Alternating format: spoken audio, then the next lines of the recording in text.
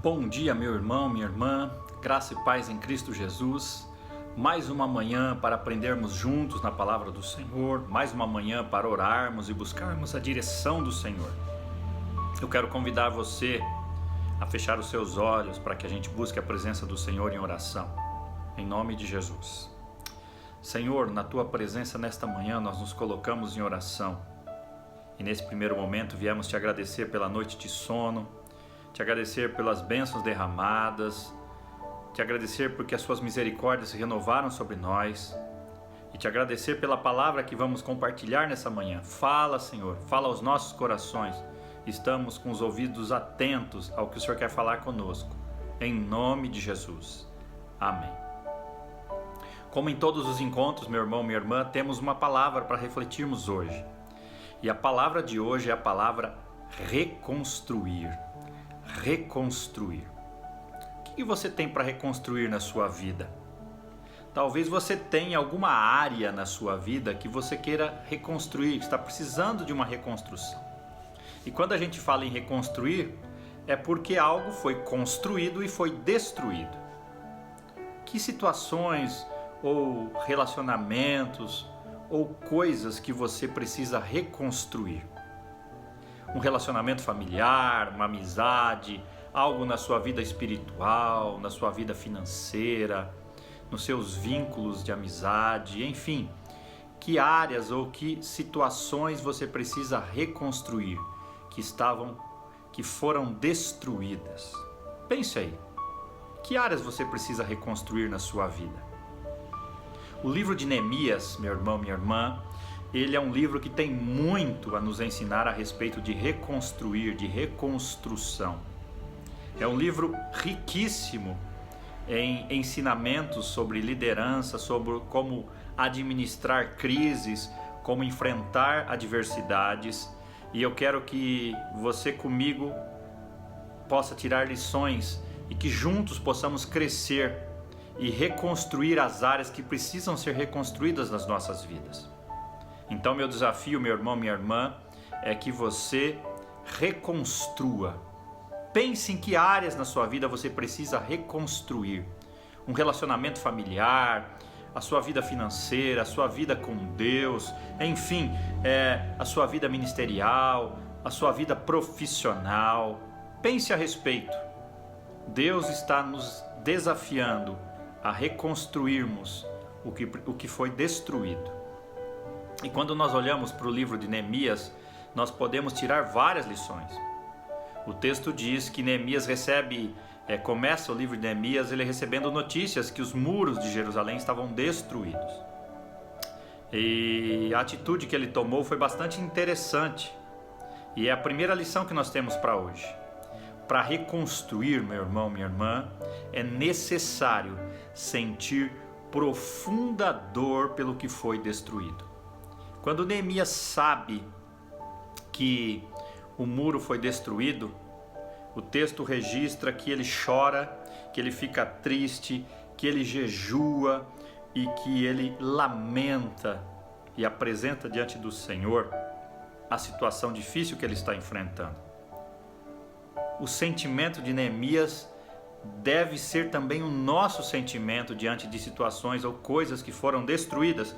Toda reconstrução começa primeiro pelo nosso coração, pela inconformação, pela tristeza, pelo sentimento que nos leva a fazer algo, a tomar uma atitude, a não ficarmos parados, acomodados. Nenhuma reconstrução, meu irmão, minha irmã, nenhum recomeço acontece enquanto não sentirmos profunda dor pelo que foi destruído ou pelo que foi perdido. Segunda lição. A segunda lição é que para reconstruir, meu irmão, minha irmã, é necessário começar pela vida espiritual. Qual foi a primeira atitude que Neemias tomou quando ele soube que os muros foram destruídos? Ele buscou ao Senhor em oração. Ele jejuou. E a Bíblia diz em 2 Coríntios 10:4 que as armas com as quais lutamos não são humanas, ao contrário, são poderosas em Deus para destruir fortalezas. Então as nossas armas são espirituais. A primeira atitude de Neemias foi buscar a face do Senhor em oração e jejum.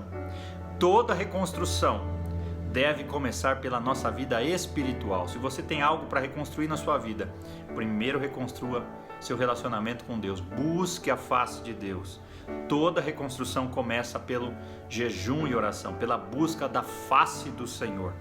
Toda reconstrução começa primeiro a ser gerada no reino espiritual, em oração e jejum, para depois ser gerada no mundo físico. Nenhuma reconstrução terá sucesso se não começar pela consagração, pela sua consagração pessoal, pelo preço pago em oração e jejum, na face ou diante da face do Senhor. Terceira lição: para reconstruir é necessário contar com a ajuda de pessoas que tenham o mesmo propósito. Neemias não estava sozinho. Ele recrutou pessoas que tinham o mesmo propósito. Ele motivou aquelas pessoas. Ele contava com a ajuda de muitas pessoas, famílias que estavam dispostas a reconstruir. Aprendemos aqui, meu irmão, minha irmã, que não devemos caminhar sozinhos. Temos que contar com outras pessoas, irmãos na fé, familiares, pessoas que vão nos ajudar. Você não está sozinho. Eu me lembro aqui, por exemplo, de Davi. Davi não fez nada sozinho. Ele tinha os corajosos de Davi, que Deus colocou ao seu lado. Lembro de Elias, quando ele lamentou diante de Deus a crise que ele estava passando, e Deus falou para ele: você não está sozinho, existem outros que também não se prostraram. Então lembre, meu irmão, para reconstruir é necessário contar com a ajuda de outras pessoas. Procure ajuda, procure companhias para te ajudar. Quarta lição: para reconstruir é necessário resistir aos ataques do inimigo. A gente sabe que toda reconstrução, tudo que a gente resolve refazer, a gente receberá oposição. Não foi diferente para Neemias. A gente vê que o inimigo ali não se alegra quando vê que algo está sendo reconstruído. Ele fica irado, indignado, inconformado. No caso de Neemias, ele teve Tobias e Sambalate e outras pessoas que ficaram revoltados ao ver o sucesso deles. Se você ver Neemias 4, de 1 a 3, está registrado: quando Sambalate soube que estávamos reconstruindo o muro, ficou furioso, ridicularizou os judeus e, na presença de seus compatriotas e dos poderosos de Samaria, disse: o que aqueles frágeis judeus estão fazendo? Será que vão restaurar o seu muro? Irão oferecer sacrifícios? Irão terminar a obra num só dia? Será que vão conseguir ressuscitar pedras de construção daqueles montes de entulho e de pedras queimadas? Tobias, o amonita, que estava ao seu lado, completou: pois que construam, basta que uma raposa suba lá para que esse muro de pedras desabe. Existem, meu irmão, minhas irmãs, pessoas que se alegram com a desgraça dos outros, mas ficam tristes e iradas quando existe uma reconciliação, uma reconstrução. A esse sentimento nós chamamos de inveja, de ciúmes. Qual o sentimento que nasce no seu coração quando você vê alguém prosperar? Quando você vê alguém conquistar uma vitória? Se você sente tristeza, é sinal que algo precisa ser tratado em seu coração. Toda vez que algo estiver sendo reconstruído, o inimigo tentará gerar uma confusão. O texto registra lá em Neemias 4, versos 7 e 9: quando porém Sambalate, Tobias, os árabes, os amonitas e os homens de Asdod souberam que os reparos nos muros de Jerusalém tinham avançado e as brechas estavam sendo fechadas, ficaram furiosos. Todos juntos planejaram atacar Jerusalém e causar confusão. Mas nós oramos ao nosso Deus e colocamos guardas de dia e de noite para proteger-nos deles. É interessante Neemias aqui. Ele não só ora, ele vigia. Jesus já disse mais à frente na história: vigiai e orai. O orar é contar com a ação de Deus. O vigiar é fazer a nossa parte. Guarde isso. Toda vez que houver confusão, saiba que isso é a ação do inimigo. Porque a Bíblia registra que: pois Deus não é Deus de desordem, mas de paz. Lembre-se disso. Mais uma lição. Para reconstruir é necessário nunca desistir. Nunca desistir. Não desista, não desça, não saia do propósito, não desanime, não olhe para baixo, rejeite toda proposta do inimigo. A gente vê na palavra do Senhor, no livro de Neemias, nos versos 6, capítulo 6, versos 1 a 3, veja o que está registrado. Quando Sambalate, Tobias, Gesem, o árabe e o restante de nossos inimigos souberam que eu havia reconstruído o muro e que não havia ficado nenhuma brecha, embora até então eu ainda não tivesse colocado as portas nos seus lugares, Sambalate e Gesem mandaram-me a seguinte mensagem: venha, vamos nos encontrar num dos povoados da planície de Ono. Eles, contudo, estavam tramando fazer-me mal. Por isso enviei-lhes mensageiros com esta resposta: estou executando um grande projeto e não posso descer. Por que parar a obra para ir encontrar-me com vocês?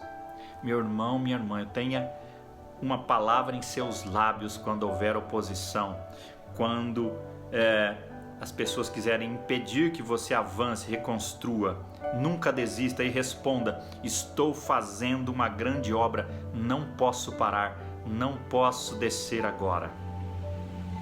Meu irmão, minha irmã, Deus vai abençoar você poderosamente nessa reconstrução. Todos irão reconhecer e ver que Deus foi o responsável, e você dirá: eu fiz isso com a ajuda do meu Deus. Neemias capítulo 6, verso 16 diz assim: quando todos os nossos inimigos souberam disso, todas as nações vizinhas ficaram atemorizadas e com o orgulho ferido, pois perceberam que essa obra havia sido executada com a ajuda de nosso Deus. Lembre-se sempre, quando você terminar a reconstrução, a glória, a honra serão sempre de Deus. Todas as áreas da sua vida serão restauradas e reconstruídas para a honra e glória de Deus. Eu quero orar com você agora, neste momento, e pedir que Deus te dê força para reconstruir. Feche os seus olhos. Senhor, eu venho aqui orar por esse irmão, por essa irmã que está passando por situações difíceis, que tem áreas na sua vida que precisam ser reconstruídas, refeitas, que eles precisam recomeçar, Senhor.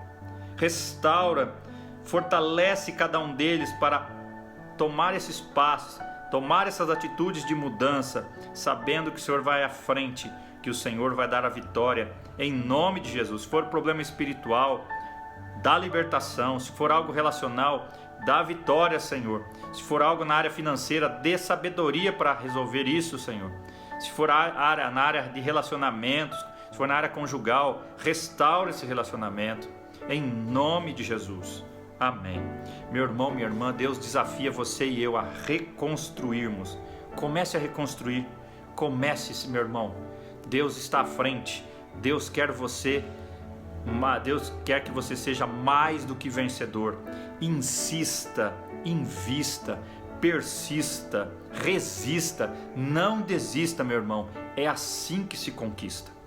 A Bíblia diz, Jeremias 12, 5, a primeira parte diz assim: se te fatigas correndo com homens que vão a pé, como poderás competir com os que vão a cavalo? Pense nisso.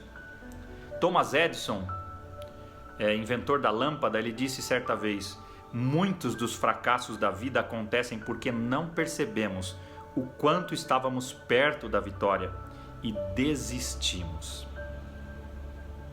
Eu termino com o Salmo 126, os 2 últimos versos, que está escrito assim: aqueles que semeiam com lágrimas, com cantos de alegria colherão.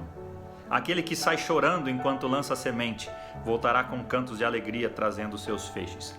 Não pare para chorar, mesmo quando a luta for difícil.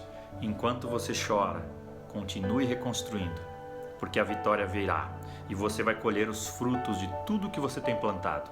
Que Deus te abençoe e que você tenha uma semana guardada e orientada pelo Senhor. Até mais, em nome de Jesus. Fiquem com Deus.